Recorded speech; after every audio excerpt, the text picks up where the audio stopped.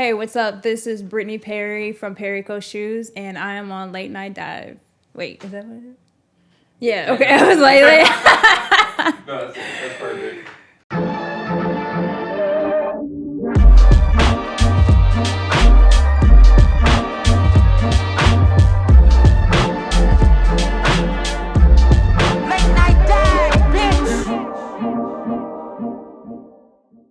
Cool. How's it going, everyone? You are now tuned into Late Night Dive. I am your host, Jacob Pohill. Today we got Brittney Perry.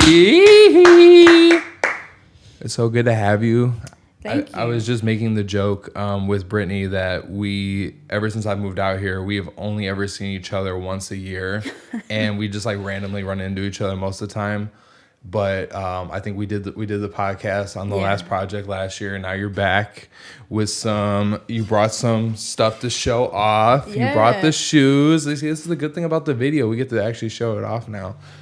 Oh my God. It's so good to have you though. How have you been? Well, thank you for having me. It's always, you're a real one, so. Oh, thank you. I don't know how many people would agree with that, but I appreciate you with those kind words. How have you been?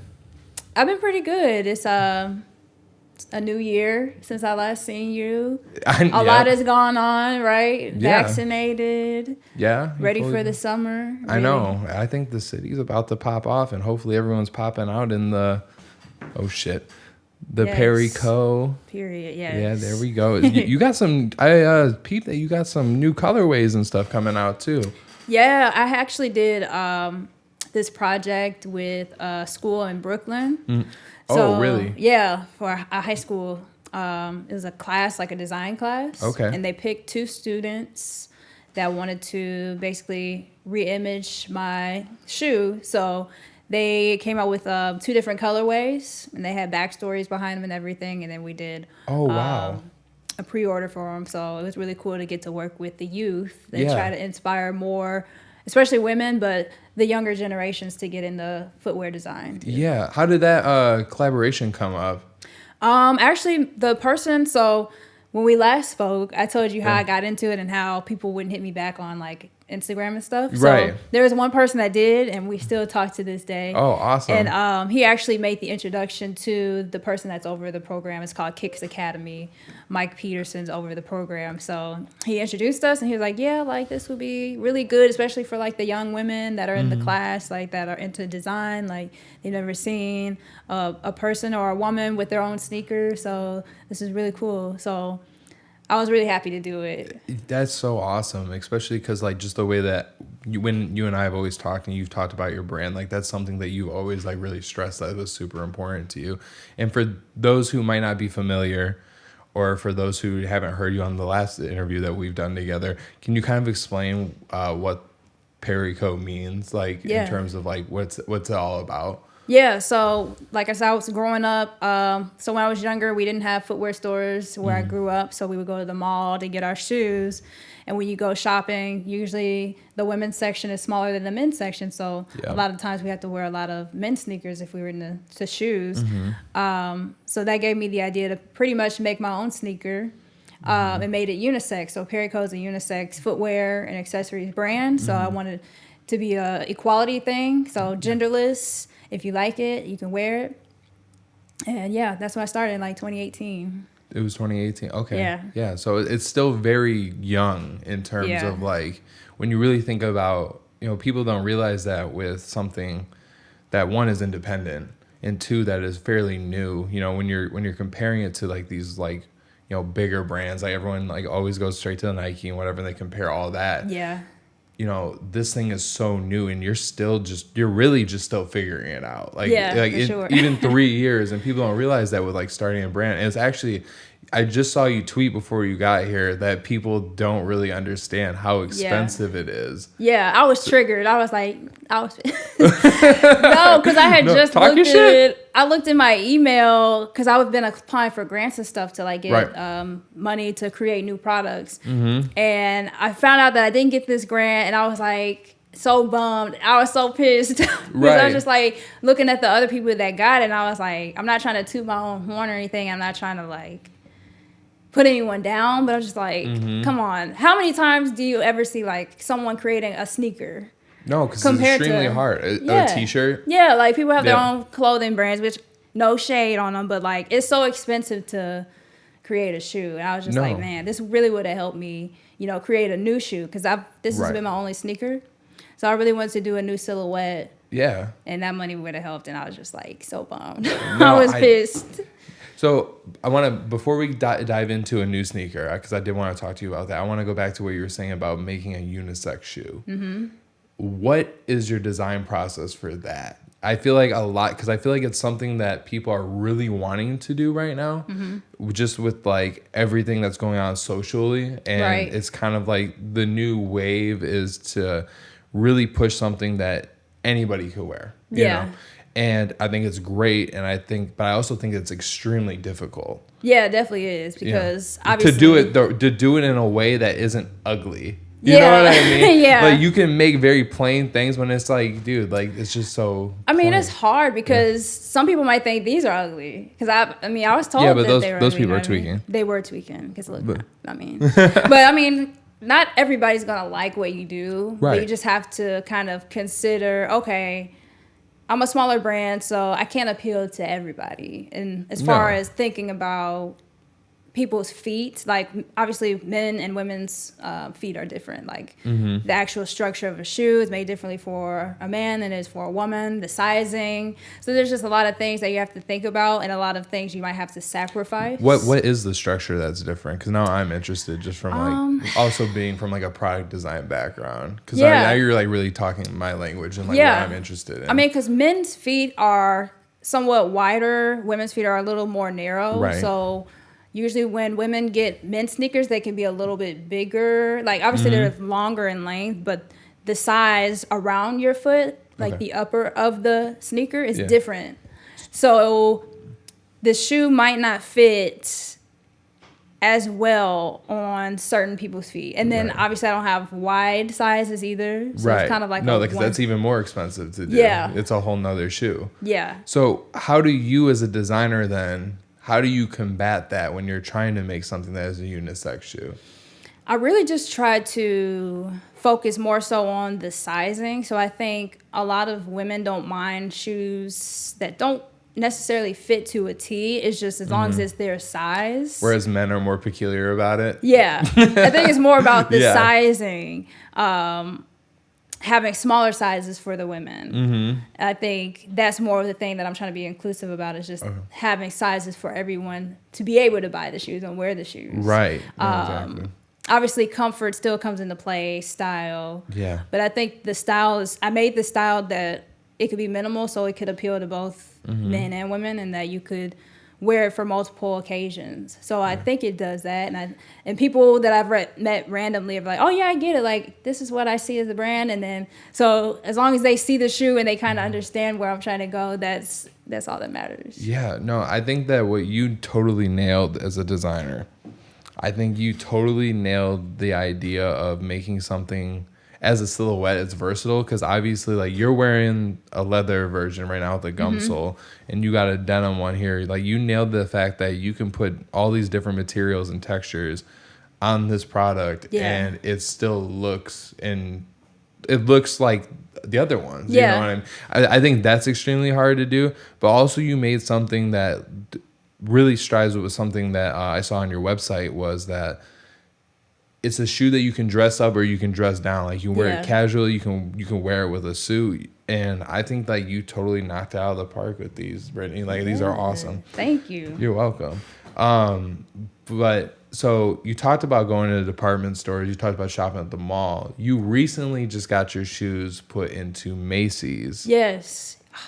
That's crazy. Yeah.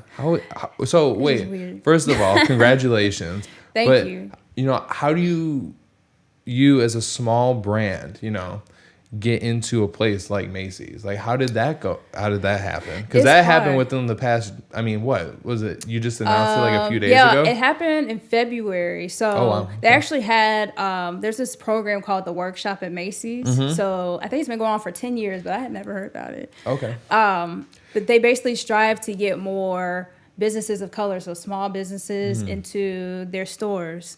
So you have to apply, and then there's like a 2-week workshop where they basically teach you how to scale your business, like as a small business owner, what larger retailers are expecting for you to be capable of doing. So like I learned a ton of stuff in like 2 weeks. It was like a fire hose being squirted at me. So it's just like a ton of information. So I applied. I think like 5,000 people applied, and only 25 businesses were selected. Wow. So that's awesome. It was really dope. So they're on Macy's.com right now. And then I did pitch them to be in some other stores. So I don't know for sure you yet. You definitely got to be there. Downtown, right? The one on State Street, though. Yeah, the one on State Street, because the one on Michigan just got they closed. Oh, wow. Yeah. It's hard times. It's hard times for the department stores, but it really is. They're still out there. Yeah. Yeah. So that was that, and it was a really good experience learning all of that. Very overwhelming. So what was the things that you learned from working with a larger retailer? Because I know that you've worked with like quote unquote smaller retailers in Chicago. I know you've been in Leaders. Yeah. Is that partnership that's still going on? No, not right now. Okay. Probably for some of the newer stuff that I'm gonna release. Right. But they're not in there right now. But the difference is working between like a Leaders or a 2048 is usually they'll do a consignment, or they'll just buy them wholesale up front. But with larger retailers, they say, okay, we want to order this many shoes per store, and then we'll pay you in like 60 to 90 days. Oh, they don't pay you up front. They pay you at the end of the month, yeah. Yeah, so they not even at the end of the month. They pay you in like 60 to 90 days. Oh, shit. So for a small business to try to come up with the money to pay for all of the product up front without getting paid, that's and once again, I think people need to put in perspective. You are getting shoes manufactured with denim, like just putting this, like you got rubber sole, you got denim upper, you got suede on the back of the, like this isn't just a cotton t-shirt that somebody put a screen print on. Yeah. Like these are like crafted and manufactured somewhere. Yeah. Not here, because obviously like manufacturing here is ridiculous. Yeah, it is. But I think that's something that people need to start realizing when people like you are doing something like that. Is this like, I would say daunting. Yeah, is a good word, because it's a lot. It is a lot, and then especially like it put things into perspective. Like, man, you don't really think about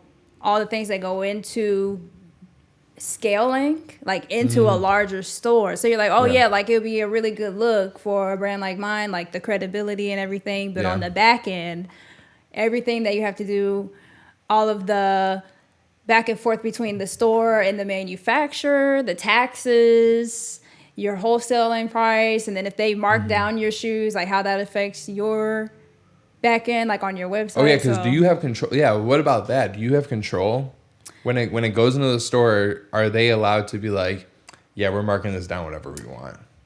Not whatever you want. I mean, when you first go into a store, you pretty much have to come to terms with, like, okay, let's come to an agreement. Like, you can never mark them below a certain price. But that's going to go into how much you sell for retail, because then there's certain percentage markups that they have to meet. So it's like you have to pretty much price your product to meet. Yeah. So it's a lot that I really didn't think about. So that's why I was glad that I really went into that workshop and learned all of that. And you get into like the financials and all of that. And it's like those workshops and like those opportunities that you can't go to school and get that information most of the time unless you go to a very specific program. Yeah. Like you don't get like, hey, like, cause I just, we did some work. Actually I was very fortunate. Shout out Norman Teague, a designer from Chicago. He was one of my professors, and he set up something where we worked with Silver Room in Hyde Park. And we got to design products to go into Silver Room, and we were working with them hand in hand. And even just like a smaller scale, like Silver Room is huge, like they ship stuff all around the country, whatever. Right.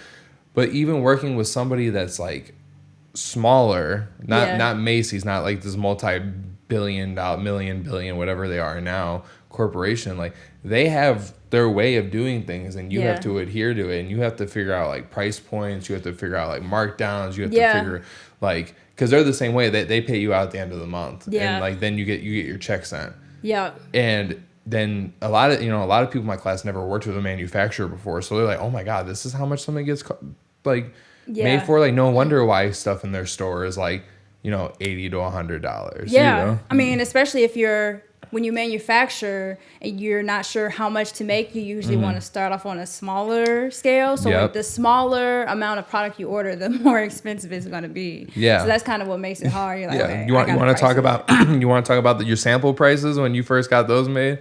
No. I was so, How many samples did you go through before you finally came up with this design right here? I only went through like 3 or 4 samples. Oh, that's so very back lucky. And forth. Yeah. That's very lucky. It wasn't too bad, but it was just when they were like, okay, you got the sample ready. How many pairs do you want? And I was like, And for some people that really aren't like experienced with like a design process, when we're talking about samples, like for instance, Brittney had to design the shoe, go through all this different hoops and everything, and then she had to get the shoe sent to her that she had to pay for. Yes. That was a sample.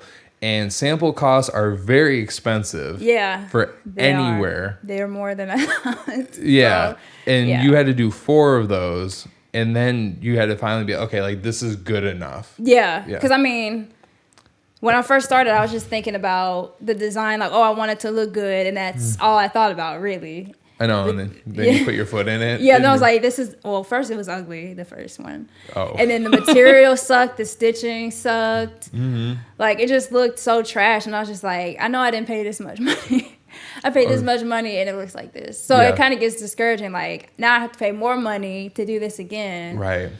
And it would just be so much easier if you were in person to do it. But obviously they're in another country. And Yeah.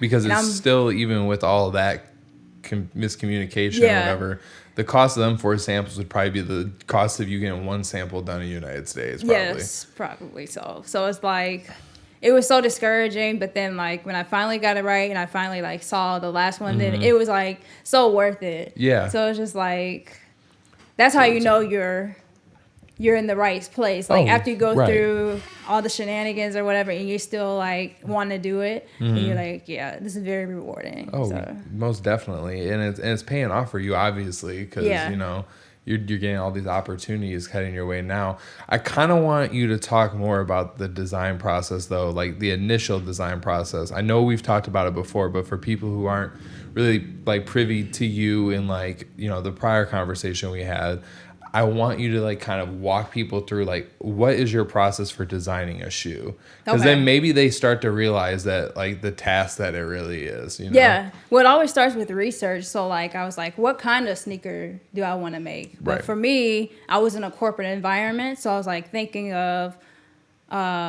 what can pass where I can wear it to work.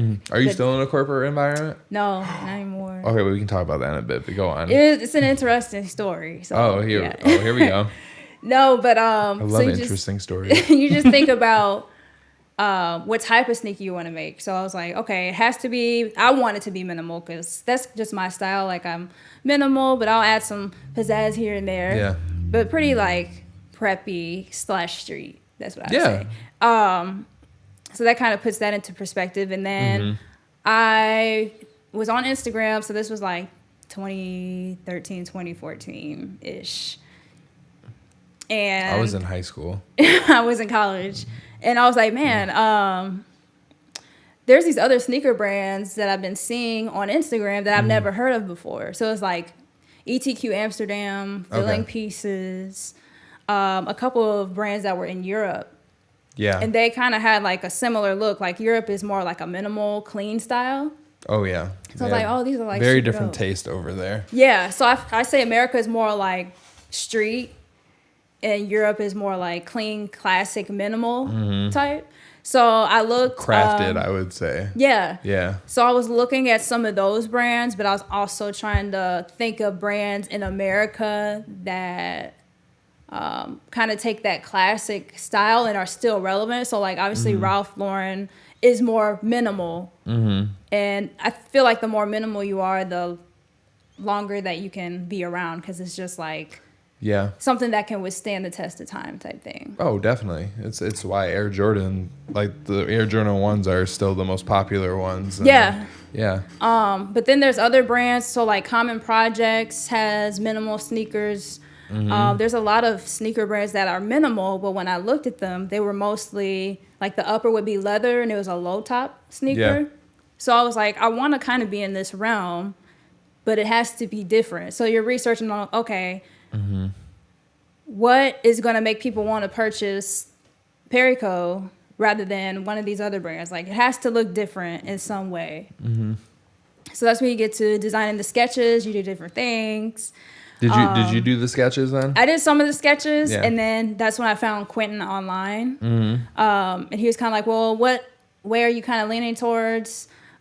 This is the process that you're going to have to do. So after you do the designs, you have to put it in 3D online. And then after you do the 3D rendering, so front, back, side view, you have to do the tech pack. So that was like over my head for sure. Like getting all of the measurements of the sole, the upper, how many millimeters do you want the eyelets to be? What type of materials do you want to use? And I'm just like, I don't know. Like, And it's just things that you like, if you're not from that realm, like you don't realize the amount of details that go into just making literally anything.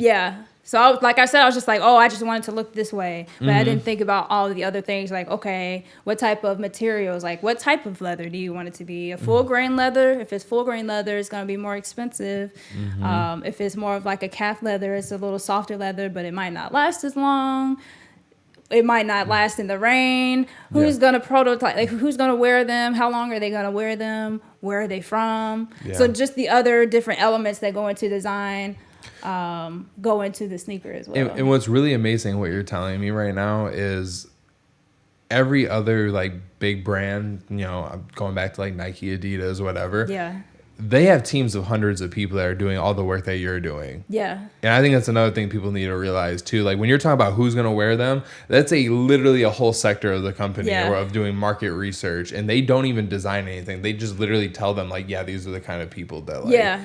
So I think what you're telling me right now, especially after me going through another year of like product design school, where we really got in depth about all the things that you're talking about, everything you're telling me is like incredible that you've been doing that all by yourself. It's a lot. And like you're saying, like Nike has teams for individual aspects of the shoe. So like the actual materials, there's like a color and materials team that only work on materials and colors.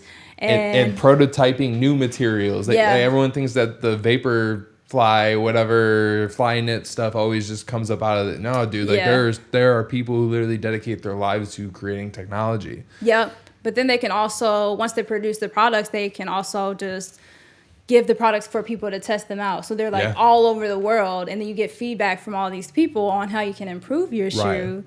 And you can immediately make changes like that, where it's just like, okay, I can't do all that. They got $1 million budgets. You know, and then, you know, they could create the shoes for like $10, $5. Because they're making so many of them. You know what I mean? So it's just, I mean, obviously Phil Knight, he had to do his thing. I give him his credit. But it's definitely a lot of work, like, for one person to be doing on their own. But.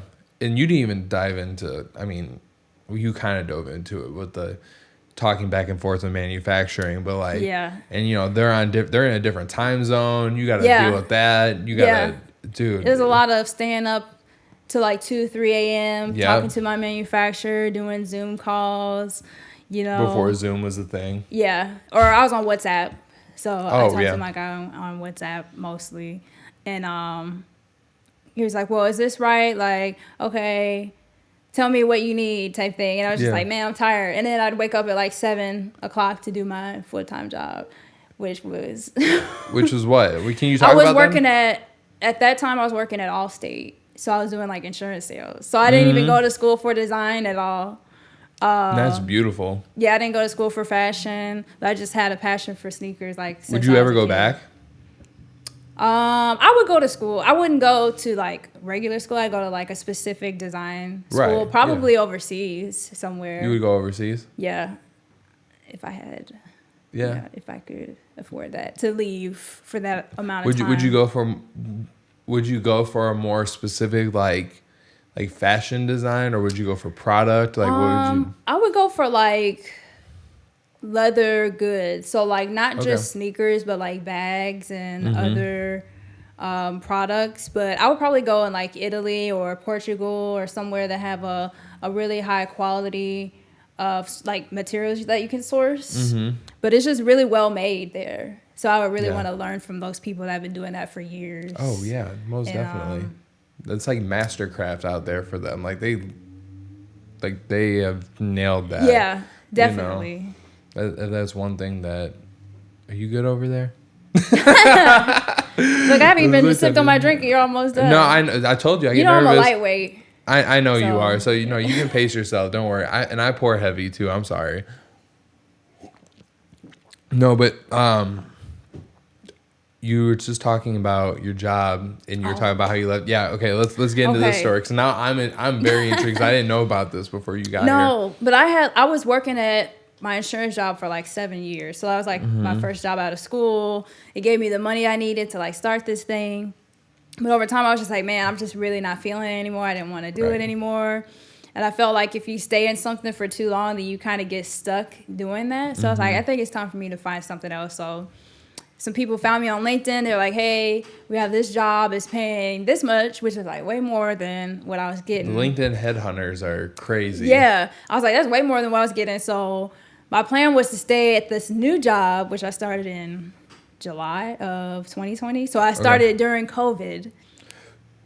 That's tough. Yeah, it was like, I was like, what, am I really like stupid to be switching jobs during COVID, or like? Every person that has told me that they switched jobs during COVID said it was extremely difficult. It was. I mean, I never met my boss in person. Like, I never seen them. I never saw any of my coworkers. We're just on Zoom. Yeah. And I was just like, am I dumb for like switching jobs during COVID? Like, I don't know. It was just a weird feeling. It was just so much going on at that time where I just felt content where I was at, and I was like, oh, I'll just wait it out. But I was like, oh, they're offering me more money. I'm dipping. Yeah, definitely. So I left. And then it was a cool job. Like, nothing I was really into. I had planned to just stay for like a year and like get my bag, and then try to go full force with my shoe stuff. Right. However, I think it was February 1st of this year. Yeah. We got on a Skype call. So it was like the whole company on Skype or on Zoom. And I was like, something's off. Because like, why is like everyone on this Zoom call? Why is the CEO on the Zoom call? Oh, no. Yeah, so that's I was never like, good. Something's off. So they were like, oh, yeah, so like, we've been looking for people to like invest in our company, and this company came by and they were like, oh, like we really like you guys, but we want to buy you, so we're selling our company. And I was like, okay. And then they were like, yeah, so that's never good. That's never good for everyone else involved. Besides the people who are about to get paid. Yeah. So he was like, so like, your boss, your person, like your direct contact will like reach out to you after this call.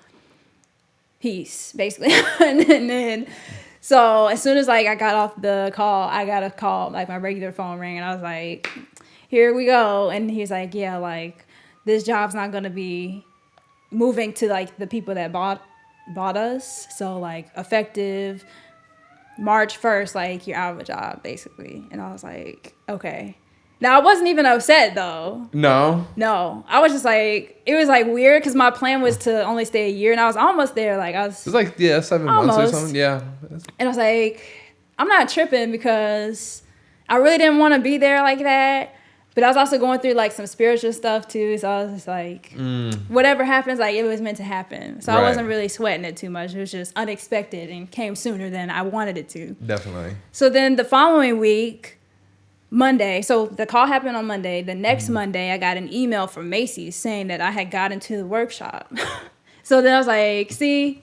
Dude. And then they were like, there's going to be a 2-week workshop at the end of April. So it's going to be from like 8 a.m. to 5 p.m. Every day for 2 weeks. So I wouldn't have been able to do my full-time job if I, Yeah. Because I can't just take 2 weeks off of work. Like, they're gonna be like, well, why are you? No, they'd be like, what? And Yeah. and you were very secretive about what you were doing on the side with your jobs. But from what I Yeah, remember I was. you telling me before. Yeah, I didn't tell anybody at Allstate, but I made a new LinkedIn page for like specifically shoe stuff. And I was like, all these people on my other LinkedIn page are like so business professional, and I was like, I want to meet like creatives. Right. So I made another one like with my. How is LinkedIn for the PerryCo creative aspect then? It's actually pretty cool. You it? really, if you're a business, you want to be on LinkedIn, especially if you have a product, because the buyers are on LinkedIn. Oh, okay. So especially if you're that's like good trying to get into a retailer like Bloomingdale's or Nordstrom, all the buyers are on LinkedIn. So you can reach out to them directly. Is that how you LinkedIn. kind of got in with Macy's then, or? No, it's not. I didn't get You just through applied for Macy's. that? Mm-hmm. Okay. I applied through that, but they were like, oh yeah, we usually like, if we're not on Instagram, then usually like people will hit us up on LinkedIn. And I was like, I need to be on LinkedIn so people can find me. That's good to know. But yeah, it's just the way it happened, I feel like it was just faded. You know what I mean? I think it's always, what I've started to realize with like things in life is every time something bad happens to me, and if it's like a string of bad things that happens to me, I'm like, okay, like something good is about to happen. Yeah. Like I was like, my car actually just got towed this morning, so I was like, are you serious? Yes, yes. I mean, it's not funny, but it is. No. Honestly, it was my fault. But like, I'm like, damn, like this happened. Like something good has to happen now because like this sucks. Yeah. I mean, everything happens for some reason, right? Right. Oh, So, no, definitely. That Yeah. sucks though. Did you Oh. get it out? Yeah. I mean, we drove down there, or, Gio drove me down there, get there. I'm like, hey, my car is here. They're like, no, it's not. I'm like, it's here. I'm like, it has to be here. And they're like, no, like, we don't have it. Because they were like, what's the license plate? I was like, I don't know my license plate off the top of my head. I told them exactly. They're like, yeah, we don't have it. I'm like, Oh my gosh. so like I drive home, I get the license plate number off my insurance like online. I call them, I'm like, oh yeah, it's here. So like I had to drive. I thought you left and then you had to come back? I thought for 40 minutes that my car was stolen though. Like I was this close. yeah. I was this close to filing a police report, and I was like, "Oh my god, my car got stolen!" Like they broke into my car and hotwired my car. Out of all the cars, a 2011 Subaru Outback. What? Like, come on, man.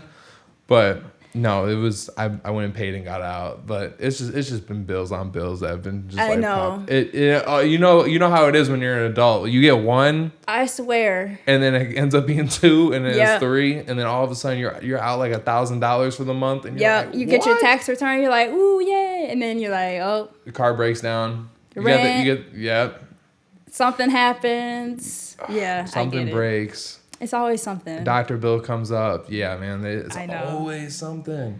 I know. I also have to buy one of your paintings, so I'll try to You contribute to the toe fund. To toe fund. I need to buy a pair of shoes as soon as I get all my stuff set together. But we gonna make that happen. I think I need a pair of whites this summer. I'm trying to be on like. I gotta get the gum bottom. I really like the gum bottom. I like the gum bottom, but I like the all white. They are pretty clean. They are, and I feel like I feel like I could like pull off a Fila tracksuit and like pull off my Sopranos fit with it.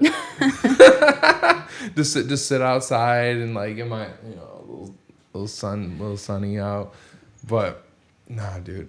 So where are you at now then? Nowhere. I'm just doing shoes full time. Oh shit! Right? We gotta drink. Wait, you got a little left. So. Congratulations! You were waiting to drop that one on me. Yes. Okay, that's It's awesome. such a relief. Like, I've been living my best life since Oh yeah. I left. Like, it feels really good. Oh, I bet. It's scary as hell. I'm not gonna lie. Like, Oh, and I can only imagine. But Yeah. I mean, especially because you've always worked like.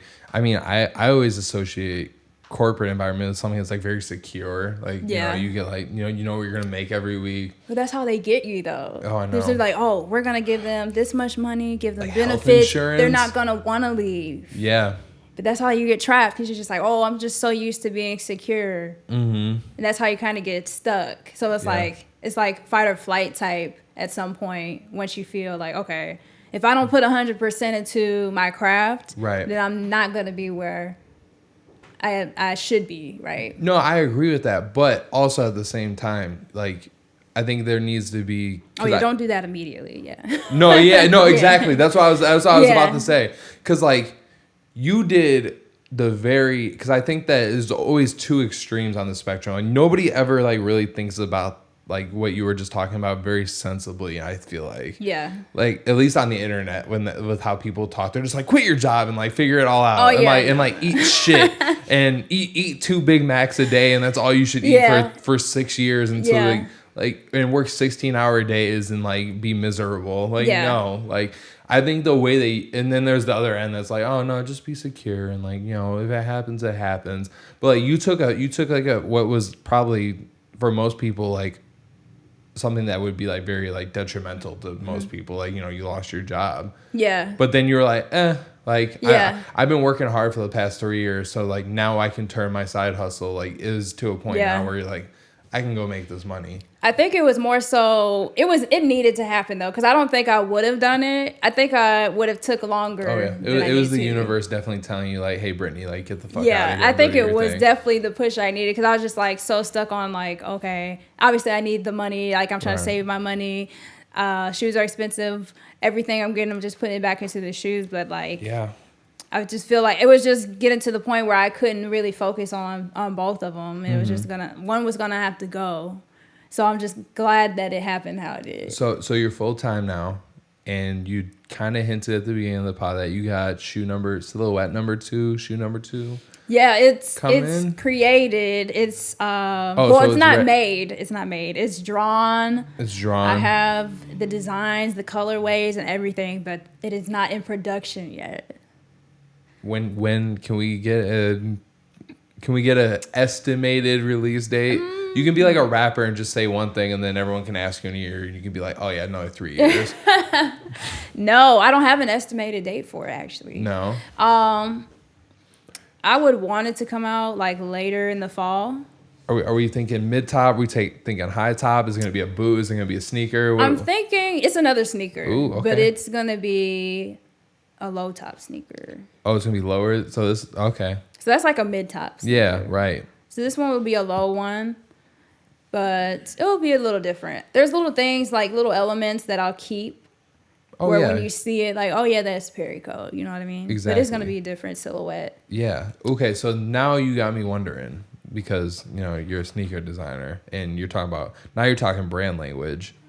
Like, yes. So what are some things like when you are designing that make you say, okay, like this is a PerryCo sneaker? Like, what are those elements that like you're like, I have to keep this? Usually, I mean, the signature part of the shoe is pretty much the zigzag pattern around that. So pretty much all my shoes, I want to keep like this that zigzag in the upper. And I also don't want to just use one material. So like most brands, they usually just do all leather. Yeah, and then I always want to have different materials. Like I don't want it to look like anyone else's. So if it's not suede, maybe it's nubuck. Maybe it's. Is that what's on the back of this? Is the nubuck, or is this? This is suede. Okay, that's what I thought, because this is really soft. Yeah. And then you got the leather. See, you got details in here. Like you got the insole's leather. So it's all leather. Yeah. So. See, you're snapping. Right, you're talking that design language now. No, I know, and you got the waxed laces. Yes, waxed cotton laces. See, you're talking details in here, like. Yeah, so there's little things about it, and that's what is so important for you to get this stuff like in person. Yeah. To show people, because like it's amazing that like it's on like Macy's and stuff like online. Yeah, but when people can pick this up and hold it and see these details, especially when they're coming, like I think a lot of people underestimate. I think a lot of designers underestimate the eye that the general public has for details and things. Yeah, especially now. Like they're really looking. Oh yeah, I mean we look at art and stuff every day on our phones. Like more than ever, I think people have access to like look at like quality goods. Yeah, quality. Then they're turning art into digital art, like NFTs and all this. So, it's really. The more places that you get this out in like brick and mortar and people can feel it and like put these on, man, it's gonna just. Yeah, I think so. I think I'm on the cusp of being there. I'm not there yet. There's some things that I got to work on, but I think I'm right there. I just need a little bit more. I mean, like we said at the beginning, though, like you're still such a young like concept, like in general. Yeah. Like now I want to double back. How long did the process go from like you being like, okay, I want to make a shoe to like you actually making the shoe? 3 years, because like I started looking and stuff on Instagram, like the actual idea, like, oh, I want to make a shoe, right, was in 2014. But I didn't have the money at all. Like, I just graduated from school. I was like I just had my first job. So, like, I'm not even thinking about it. But it was on my mind, but I didn't know how to do it. Right. But then when I found out, like, the cost just to do, like, the tech pack and all that stuff, I was like, okay, yeah, I'm going to keep my job. And, right. Just do this on the side. So, just trying to save the money up. Yeah. To get it produced, and then trying to find the manufacturer that's going to do smaller quantities, and then the back and forth with the samples and everything. It took 3 years. So from like 2014, 2015 to 2017. You were sending samples back and forth for 3 years? No, I didn't send samples back and forth for 3 years, but the concept of actually researching and then trying to find someone to help me and then finding the manufacturer and saving the money to get the stuff sampled. So it took a couple years to do that, and like, because I was also doing my job and I wasn't like going full throttle with it type thing. Mm-hmm. So it took a while, and then I guess my break would be when Sheila asked me to do the fashion show with her at the end of 2017, because I only had one Which is shoe. when I think that you and I got connected. Yeah. Or right after that. I think I ran into you at Fat Tiger. Yeah. Yeah. We get it. But yeah, that, because I only had the one all white shoe, and that was the only shoe I had. Right, and Sheila had every model wearing, almost every model. I think it was most of the male models she had wearing the sneakers. So, like, when she was like, oh, yes, in September, can you get, like, some shoes for it? So I didn't even have any shoes. I only had my sample.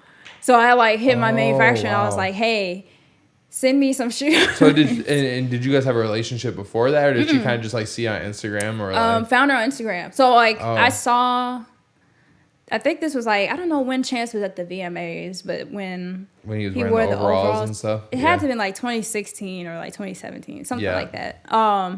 So I was on her page. I was like, oh, she's like in Chicago. So I was like liking her pics and stuff. Yeah. And this is when I just like made my page, because I didn't even want to make an Instagram because I didn't have any shoes. Like, for PerryCo. Okay. Yeah, like I had just made it. My friend was like, just make the page, like, so people can see your process. Like, you don't have to have all this stuff. And I was like, well, what if like people steal my designs or something? That's like, something paranoid. You really got to be worried about. Yeah. So I was like, because the Virgils of the world will do that. So I didn't want to post. I was like, what if people like steal the designs or whatever?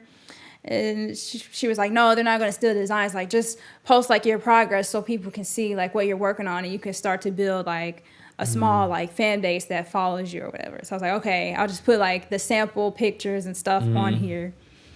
That's when Sheila, when I went and liked her pics on her page, she went to my page and she saw the shoe and she was like, oh, I need. And I was like, okay. Oh, she just started liking it? When she went back, I went on her page and I liked a few pics. Yeah. And then she went on my page and then she was like, oh, I need these. And I was like, oh, yeah. Oh, man. So, that's yeah, awesome. then she I think maybe like a month after that or 2 months after that, she sent me a DM and was like, I'm having a fashion show in the fall. Can you like sponsor it or like provide the sneakers? And I was like, yeah. And I was like, I called my manufacturer. I was like, hey, I need some shoes ASAP. How many months did you have to get that turnaround? I think it was maybe 2 months. Oh, and they were able to get them overseas in 2 months?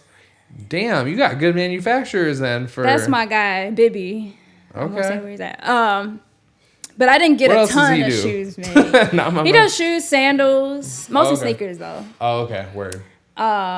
But yeah, I only got like a small batch made for that specifically, and then people were asking me like after the show, like, "Hey, where can I get them?" So then, did you do a pre-order then, or what'd you do? No, I just ordered like the smallest amount of shoes I could get, and I made a Shopify website in February of 2018. So the fashion show was in September of 2017, and then I made my website in February of 2018, and I just started selling them then. Yeah, and then I was like, okay.